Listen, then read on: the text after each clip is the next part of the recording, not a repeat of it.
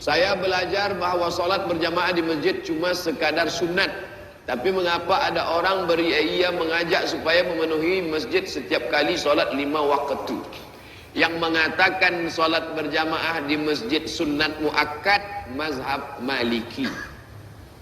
Yang mengatakan solat di masjid fardu kifayah, mazhab Syafi'i. Yang mengatakan di masjid solat fardu ain, mazhab Hambali. Makkah, Madinah, Saudi Arabia, mazhabnya Hambali. Itulah mengapa datang baladiah, polis. Haji, haji, roh, haji, haji. Sebab mereka bermazhab Hambali. Mazhab Syafi'i, fardu kifayah. Bila ada muazzin, ada imam, berdua saja mereka, maka gugurlah kewajiban di persekitaran masjid. Itulah mengapa di kampung-kampung orang Melayu bermazhab Syafi'i tak ramai di masjid. Dah ada dah, cukup lah tu. Salahkah Imam Syafi'i? Tidak. Kerana Imam Syafi'i ada dua qaul, qaul qadim, qaul jadid. Semasa dia di Baghdad, Iraq, qaul qadim. Pindah ke Kahirah, Mesir, qaul jadid. Andai Imam Syafi'i hidup sekarang, menengok orang tak berjamaah, mungkin dia akan berubah pada qaul yang baru. Zaman Imam Syafi'i, masjid kecil, orang ramai merata-rata sampai melimpah keluar masjid. Macam di Kuching inilah berjamaah. Cuba tengok sampai keluar masjid. Maka kata Imam Syafi'i, kita yang di masjid ini sudah cukup. Bagi yang tak mampu di luar, sudahlah. Begitu keadaannya.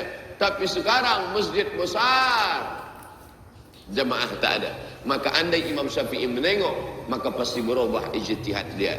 Oleh sebab itu, untuk saat ini, maka pendapat mazhab Hambali ini lebih mendekati kepada hadis-hadis Nabi.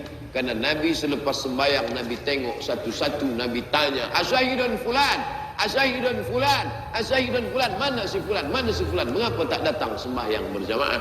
Layan tahiyanna, mereka yang tak datang ke masjid berjamaah, la uharriqanna alaihim buyutahum, bila mereka tak datang, aku akan bakar rumah mereka, kata Nabi. Anda hidup Nabi sekarang banyak rumah terbakar sebab tak sembahyang berjamaah. Wa idza kunta fihim, bila engkau ada bersama mereka, fa aqamta lahumus shalah, engkau tetap salat berjamaah. Ayat ini turun saat perang. Sedangkan perang sekalipun Nabi tetap salat.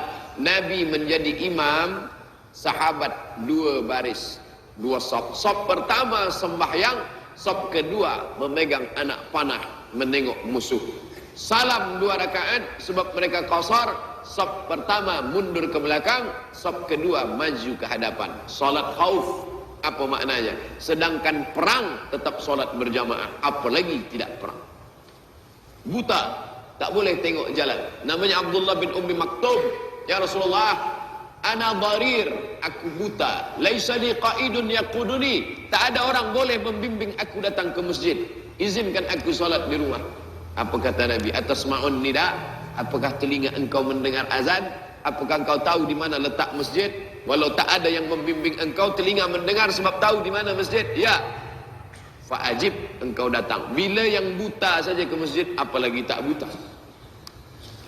Maka sekali lagi, mukhlisina lahuddin, nak tengok-tengok mazhab atau kerana Allah SWT, maka datanglah ke masjid solat berjamaah.